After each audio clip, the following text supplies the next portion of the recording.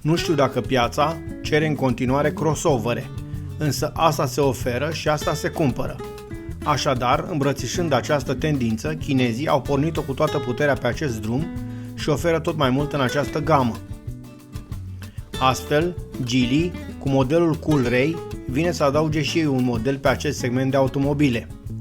Că îi spunem BNU, Proton X50 sau Bell G-X50, vorbim de același automobil și anume Geely Coolray, așa cum este cunoscut și se vinde pe piața din România. Este de la sine înțeles că chinezii singuri nu s-au născut proiectanți de automobile, ci sunt foarte mult ajutați de ingineri din Europa să construiască această diversitate de automobile pe care o tot propun în ultima vreme. Astfel că designerul acestei mașini are un nume foarte îndepărtat de cultura chineză și mai mult apropiat de cei ce vorbesc limba engleză. Așadar, Geely Coolray este desenat la exterior de Jamie Barrett și în mod sigur la proiectarea acestui autoturism nu este singurul de altă naționalitate. Așadar, când vorbim de mașini chinezești, vorbim în mare parte de automobile asamblate acolo, însă proiectarea și conceptul este de multe ori mai aproape de cultura noastră decât de a lor. Totuși, aceștia au învățat să se adapteze și folosesc avantajul muncii slab plătite în folosul lor, aducând pe piață automobile mai ieftine, însă similare pieței europene.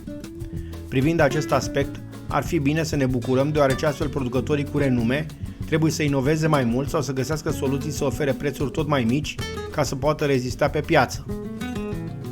Așadar, această competiție ar trebui să aducă numai beneficii cumpărătorului, lucru care este de apreciat. Modelul nu este tocmai nou, acesta debutând în 2018, însă, ca mai toate mașinile prezentului, a suferit în timp diverse modificări estetice, astfel că avem în fața ochilor versiunea propusă în 2022. Mașina a primit în general modificări la partea frontală și din spate. Autoturismul este echipat cu motoare atât cu 4 cilindri în linie, cu turbocompresor, cât și cu versiuni cu doar 3 cilindri în linie, supraalimentate, dar în format plug-in hibrid. La fel ca și în cazul caroseriei, și motorizarea are rădăcini în cultura europeană, acestea fiind la bază motoare desenate de Volvo. Așadar, dacă vrei o mașină chinezească, trebuie să mai aștepți. Fabricarea se face acolo, concepția însă tot în zona europeană, acesta fiind un motiv în plus să avem încredere în aceste produse. Mașina oferă 172 de cai putere și 290 de Nm, suficient să miște mașina destul de bine, mai ales că, deși pare mare, nu are decât 1432 de kg. Și reușește acest lucru foarte bine, fiind necesare doar 7,6 secunde să atingă 100 de km pe oră și o viteză de plafon de care niciodată nu vei avea nevoie, respectiv 200 de km pe oră.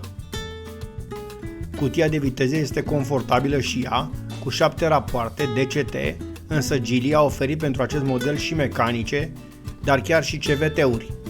Frânarea se realizează modern, pe discuri, ventilate în față, iar suspensia este oarecum clasică de tip MacPherson pentru față și semi-independentă cu arcuri elicoidale și amortizoare pentru zona din spate. Deși îți lasă impresia de automobil mare, pare doar din cauza faptului că este relativ mai înaltă ca un sedan, însă lungimea nu depășește 4,4 metri, lucru care o face ușor de parcat în orașele aglomerate în care cu toții trăim. Versiunea hibridă are la bord o baterie de 11,3 kWh și motorul electric adaugă încă 80 de cai putere, forță de tracțiune. Mașina are o imagine tinerească, practică și modernă, iar toate acestea o fac o ofertă interesantă. Prețul de achiziție pornește de la 21.000 de euro, însă piața va decide dacă toate aceste calități sunt suficiente sau nu. Voi ce ziceți? Geely Coolray este o mașină pe care să o iei în considerație dacă vrei să-ți cumperi un automobil nou? Sau faptul că este asamblată în China mai creează încă suspiciuni?